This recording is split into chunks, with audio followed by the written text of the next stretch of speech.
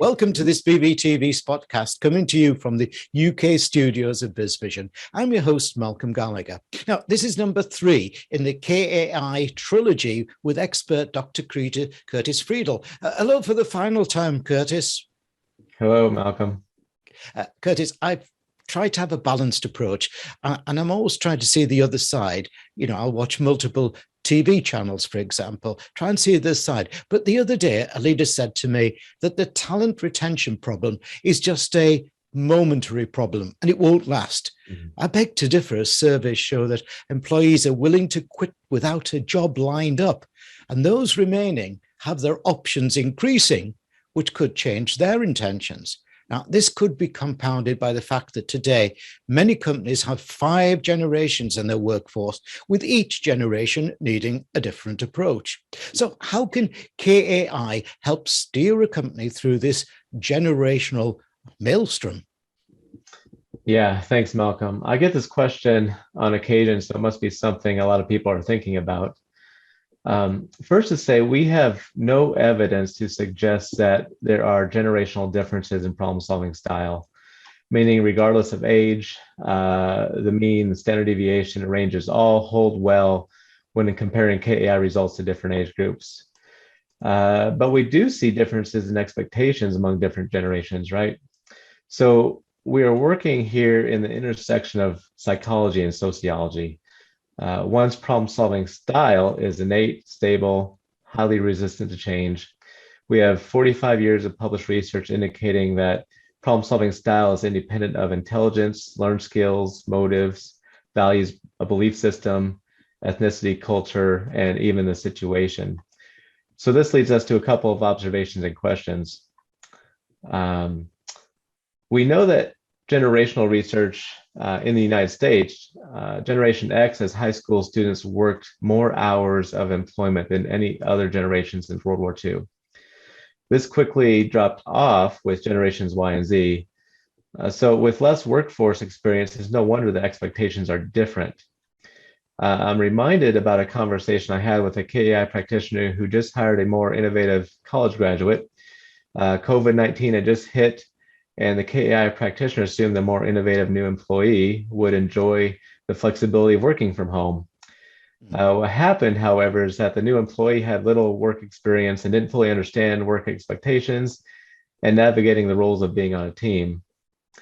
And so she needed that structure to focus on work. So we all need some structure to work together. And for many employees after Generation X, they're still learning how best to navigate work-based structures. Yeah, I've got you. Whereas us, well, not you, but us old baby boomers, we're sort of wondering why can't we go to work? Because our wives don't want us around. That's for certain. Okay.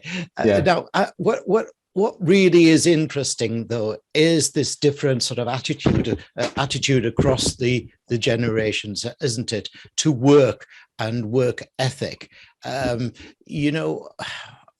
know this is probably a generalism, but older people seem to have a little bit more loyalty, but whereas Generation Zs I've been talking about recently, in that, they're quite willing to say, no, I want my work-life balance correct. Yeah. I think there's something to that. And of course, each generation complains about the next generation, right? But I think, the research does show that the Generation Y or millennial generation, and so each generation, it's funny, each generation complains about the next generation as we compare tradition and values and what people what view work. I think it's also true of music, but what we do know is, and you're right, the research shows that the Y generation and the Z generation coming up do look at work very differently, and we're also starting to see a lot more liberty in how people view work, and that it's okay to move from one job to the other, more of a gig type job worldview. So it's really interesting to watch. Things are changing, and And I guess the question is loyalty to a particular company a good thing? And I would say yes. But can that loyalty be shared for a few years before they move on to the next company? Mm. I wanted to add, if one finds that a company is hiring new employees of a certain age group who are more adaptive or more innovative, one may want to look at the position descriptions to see if the company is inadvertently attracting the more adaptive or the more innovative. So it might be not a generational issue. This could really be a hiring issue. And you're writing a job description to attract youth that just also are more innovative or more adaptive. It may be important to also hire adaptive or innovative individuals depending on the type of work the individual will be completing. But always hiring adaptive or always hiring innovative individuals could be a recipe for disaster. I'm just going to find it fascinating in the future when somebody looks at somebody's CV and sees that they have been gigging around jobs, because that's often a problem with stability. Thanks, Curtis. Now, let me remind our audience of your URL, your website address, which is, viewers, you can see on the screen behind me, but let me spell it out for listeners. It's all the W's, KAI Center, CNTRE, KAI Center.com.